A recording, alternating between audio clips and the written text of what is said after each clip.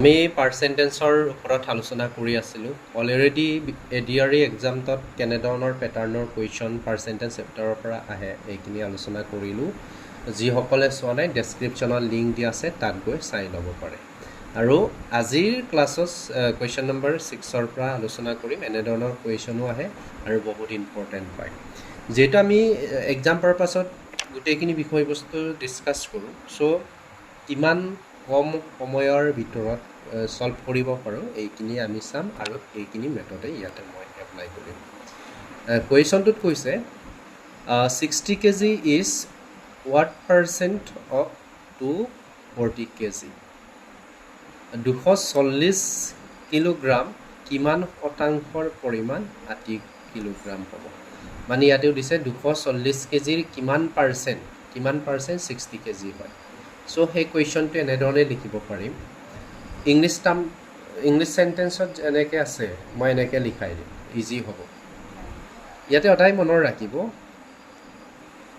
অফটোৱে কি বুজায়, ইয়াতে পূৰণ চিন আৰু ইছৰ জেগাত কি দিব পাৰা, ইছৰ জেগাত কি দিব পাৰা, ইকুৱেল দিব পাৰা। ইছৰ জেগাত কি দিব পাৰা, ইকুৱেল চিন দিয়া। চ' এতিয়া চোৱা 60 কেজি আছে ইয়াতে, 60 কেজি অ'কে। ইছ আছে নহয়, ইয়াৰ লগত মই কি লিখিম, ইকুৱেল। ৱাট পাৰ্চেণ্ট আছে নহয়, চ' ৱাট পাৰ্চেণ্টৰ প্লেচত মই X% লগাই দিম। কি পাৰ্চেণ্ট, X%। ইয়াতে মই X% লিখিম। তাৰপাছতে সুধিছে অফ আছে নহয়, অফৰ জেগাত মই কি লিখিম, পূৰণ চিন লিখিম। তাৰপিছত 240 কেজি, 240 কেজি। চ' নেক্সট লাইনটোত কেনেকৈ লিখিম, 60 ইকুৱেল X ডিভাইডেড বাই 100। বহুতে ভাবিব পাৰে যে 100টো কেনেকৈ ওলালে। চ' সদায় পাৰ্চেণ্ট ইকুৱেল 1/100 হয়। চ' এনেকৈ লিখিম, পাৰ্চেণ্টৰ জেগাত কি লিখিব পাৰিম, 1/100 হয়। চ' Xৰ লগত এইটো ডিভাইড কৰিলে আমাৰ কি হয়, পূৰণ কৰিলে কি হয়, X/100 হয়। চ' ডাইৰেক্ট মই ইয়াতে এনেকৈ লিখিছোঁ। তাৰ পাছতে আছে পূৰণ চিন, তাৰপিছত 240 আছে। চ' কাট কৰা, শূন্যৰ লগত শূন্য কাট খাই গ'ল। ইয়াতে 10 আছে, ইয়াতে মই কাটিম 2ৰ লগত, 2 5 10, ইফালে 2 বাৰ ৰং 24।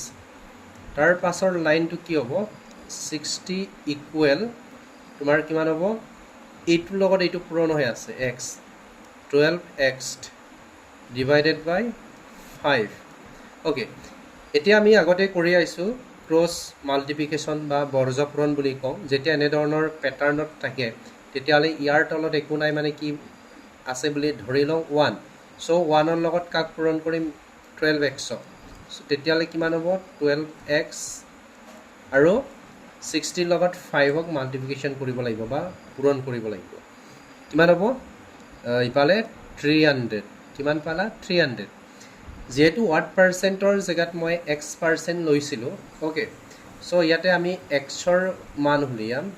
এতেকে X ইকুৱেলটো কিমান হ'ম, 300। তাৰপাছতে ইয়াতে লোৱা কিমান, তোমাৰ আহিব 12। অ'কে, ইয়াতো কাট কৰিব পাৰা। 5ৰ লগত যদি কাটে, 6ৰ লগত যদি কাটে তেতিয়াহ'লে 50 যাব, ইফালে কিমান যাব, 2। চ' ইয়াতে কিমান হৈ গ'ল, 50 ডিভাইডেড বাই 2। যেতিয়া 50ক 2ৰে ডিভাইড কৰোঁ তেতিয়াহ'লে কিমান হ'ব, 25। অ'কে, এইটো। চ' ইয়াতে মই এটা কথা কওঁ, পাৰ্চেণ্টত যিহেতু আমি 8, 9, 10ত পঢ়া নাই বা মেট্ৰিকৰ এক্সাম নিদিওঁ যে পাৰ্চেণ্টেজটো ইয়াতে বহাই গৈ থাকিব লাগিব তেনেকুৱা নহয়। এনচাৰ উলিয়াব, ইয়াতে পাৰ্চেণ্ট থাকিবই।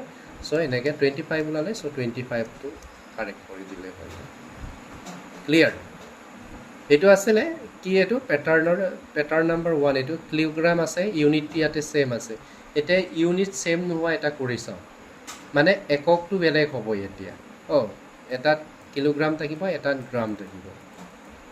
ইয়াত চোৱা, এইটো চোৱা, অথনি ইউনিটটো ছেম আছিলে, দুইটাতে কেজি আছিলে। ইয়াতে এটাত কেজি আছে, এটাত কি আছে, গ্ৰাম আছে। চ' ইয়াৰ ক্ষেত্ৰতো একে। What percent of 1.5 kg is 7.5 gram হ'ব ইয়াতে ইউনিটটো।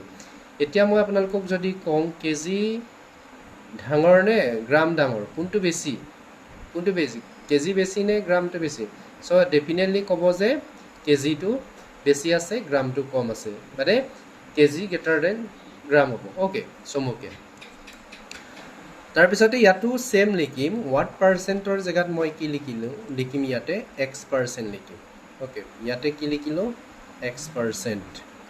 অফ আছে নহয় অফৰ জেগাত কি লিখিম পূৰণচিন লিখিম এই কুৱেশ্যনটো কোনোবা এটা এক্সামত আহিছিলে 0.5 কেজিত আছে দেই এই কথাটো মনত ৰাখিব অ'কে ইষ্ট আছে নহয় মই ইয়াতে আপোনালোকৰ সুবিধাৰ কাৰণে একবাৰ লিখি লওঁ এইটো লাইনটো অ'কে ইষ্ট আছে নহয় ইষ্টৰ জেগাত কি লিখিম ইকুৱেল টু 7.5 গ্ৰাম অ'কে এনেধৰণে মই লিখি লৈছোঁ সুবিধাৰ কাৰণে এইটো চেণ্টেঞ্চটো বা এইটো লাইন নিলিখিলেও হয় চ' এটা কথা মনত ৰাখিবা 1 কেজি ইকুৱেল টু কিমান গ্ৰাম বুলি ক'লে সকলোৱে জানে এইটো 100 গ্ৰাম 1 কেজিত কিমান গ্ৰাম থাকে 100 গ্ৰাম থাকে এইটোতো সকলোৱে জানে ক'বলগীয়া বিষয় নহয় অ'কে কিমান থাকে 100 গ্ৰাম থাকে চ' মই কি লিখিম এতিয়া X.100%ৰ জেগাত 1 এতিয়া 1 কেজি যদি ইমান থাকে তেতিয়াহ'লে 1.5 কেজিক যদি মই গ্ৰামলৈ কনভাৰ্ট কৰোঁ তেতিয়াহ'লে কিমান হ'ব 1500 গ্ৰাম হ'ব হয়নে নহয় কিমান হ'ব 1500 গ্ৰাম অ'কে 1500 গ্ৰামছ হ'ব অ'কে চ' ইয়াতে মই কি লিখিম 1500 গ্ৰামছ কিয় মই লিখিলোঁ এই ইউনিটটোৰ লগত ছেম কৰি ল'লোঁ ইউনিটটো ছেম কৰিব লাগিবই নহ'লে গ্ৰামক কেজিলৈ নিব লাগিব কিন্তু কেজিক গ্ৰামলৈ নি ল'ব লাগে ডাঙৰটো সদায় সৰুলৈ নি ল'ব লাগে তেতিয়া সুবিধা হয় চ' মই নি ল'লোঁ 1500 হ'ল বহুতে ভাবিব পাৰে 1500 ক'ৰ পৰা আহিলে চ' এইটো মই গ্ৰামলৈ কি কৰিলোঁ কনভাৰ্ট কৰি দিলোঁ অ'কে তাৰপিছত ইকুৱেল আছে ইকুৱেল 7.5 অ'কে এতিয়া ইয়াৰ লগত কাটা শূন্য ইয়াতে কিমান থাকিলে x আৰু 15 থাকিব x 15x হ'ব পূৰণ কৰিলে আগৰ নিচিনাকৈ ইয়াতে কিমান হ'ব 7.5 আছেনে নাই এটাকে কিমান হ'ব x2ৰ মানে উলিয়াব লাগে 7.5 ইফালে 15 এটা কথা মই ক'ম ইয়াতে পইণ্ট আছিলে এই পইণ্টটো নাই বুলি ধৰি লৈছোঁ চ' পইণ্ট নাই মানে কি কৰিম মই 75ক মই 15ৰে ডিভাইড কৰিলে 5 15 75 হয়নে নহয় কিমান হ'ব 5 হ'ব ইয়াৰ আগত কেইঘৰৰ আগত দশমিক আছিলে 11ৰ আগত ইয়াৰ আগত আছিলে নে নাই চ' মই ইয়াতে এইটো লিখিলোঁ তেতিয়াহ'লে কিমান পাৰ্চেণ্ট ইমান 0.5% ক'ত আছে অপশ্যন চিত আছে একো নাই মানে ইয়াতে 0 এটা বহাই দিব পাৰা এনেধৰণে আমি পৰীক্ষাত কিছুমান বস্তুৱে এছুম আমি এক্সপেক্ট ধৰি ল'ব লাগিব এইটো পইণ্ট নাই আছে বা নাই এনেধৰণে চ' এনচাৰ লিখোঁতে কিন্তু মনত ৰাখিব ইয়াত 75 বুলি ধৰি লৈ মই কৰিছোঁ ইয়াত যদি আপোনালোকে পইণ্ট আঁতৰাবৰ কাৰণে দুইটাতে 10 পূৰণ কৰি গৈ যদি 750 হয় আকৌ ইফালে 150 হ'ব এই নিয়মটো কৰি থাকিলে 12 বাজি যাব চ' মনত ৰাখিব কম্পিটিটিভ এক্সাম হয় ক্লাছ 9 10ৰ অংক নহয় ইয়াতে প্ৰত্যেকটো লেভেল বা ষ্টেপ দেখাব লাগে তেনেকুৱা নহয় মনত ৰাখিব কেনেকৈ এনচাৰটো কাৰেক্ট কৰিব পাৰে অ'কে তাৰপিছত 8 নম্বৰ কুৱেশ্যন কেতিয়াবা এনেধৰণৰ বহুত ইজি কুৱেশ্যন দি দিয়ে যে পাৰ্চেণ্টক ফ্ৰেকশ্যনলৈ নিব লাগে ভগ্নাংক ভগ্নাংক মানে এইটো কেতিয়াবা সোধে তলৰ কোনটো প্ৰকৃত ভগ্নাংক proper fraction improper fraction and mix fraction আছে নহয় এই কথাটো সোধে মই ইয়াতে ফ্ৰেকশ্যনৰ কথা সোধে মনৰ কৈ দিওঁ 2/3 হ'ল ওপৰৰ সংখ্যাটো যেতিয়া তলৰ সংখ্যাতকৈ হৰতকৈ ডাঙৰ হয় তেতিয়াহ'লে এইটো প্ৰকৃত ভগ্নাংক বুলি কয় আৰু ইয়াৰ উল্টা হ'লে অপ্ৰকৃত ভগ্নাংক আৰু এনেধৰণে যদি থাকে তেতিয়াহ'লে এইটো মিক্স ফ্ৰেকশ্যন বা মিশ্ৰ ভগ্নাংক বুলি কোৱা হয় মই কনচেপ্ট ক্লাছ অলৰেডি যোৱা বছৰ দিছিলোঁ চাব পাৰে এইটো চেনেলত আছে চাগে অ'কে মই ইয়াতে অংকটো কৰি দিম এইটো কেনেদৰে ভগ্নাংকত প্ৰকাশ কৰিব পাৰে চ' ইজি আছে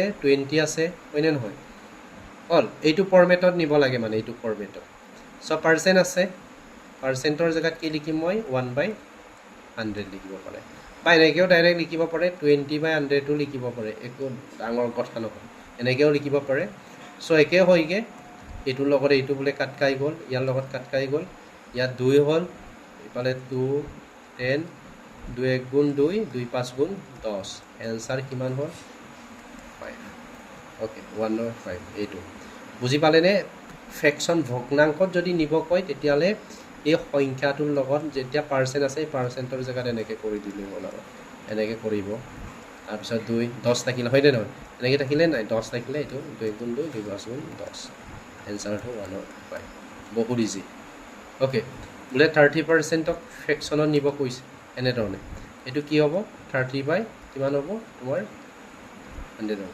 এইটোৰ লগত এইটো কাটি দিয়ে কিমান হ'ব 3 বাই কি হ'ব 10 ইয়াতে পইণ্টত হৰণ কৰি দিব নালাগে বুজি পাইছেনে পইণ্টত হৰণ কৰি দিব নালাগে এই ৰূপত নিব লাগে অ'কে ক্লিয়াৰ নেক্সট এতিয়া গম পালে যে ফ্ৰেকশ্যন বা ভগ্নাংশক পাৰ্চেণ্টক কেনেকৈ ভগ্নাংকলৈ নিব লাগে পাৰ্চেণ্টত থকাবিলাকক নেক্সট